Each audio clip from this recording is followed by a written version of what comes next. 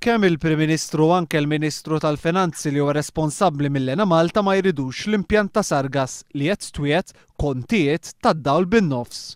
Dan joħroġ minn żewġ intervisti separati illi taw fit-tmiem il-ġimgħa Lorenz Gonzi u Tonio Fenek li ma intervisti ġew pubblikati fuq The Malta Independent on Sunday u l-Malta Today.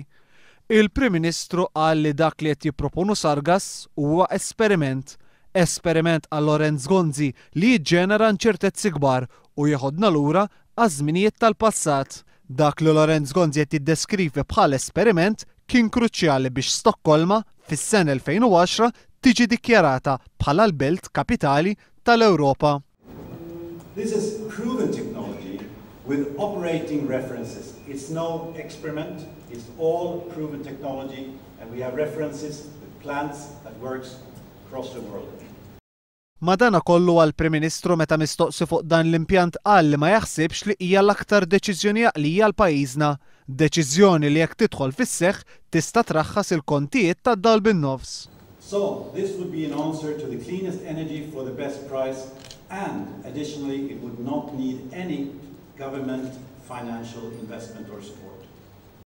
L-istess il-Ministru Tonio Fenek li meta mistoqsi fuq dan l-impjant beżza li jekk tinqala xi maltempata bħal dik ta' Bush Gorbaċov fl-1989 dan l-impjant jista' jereq.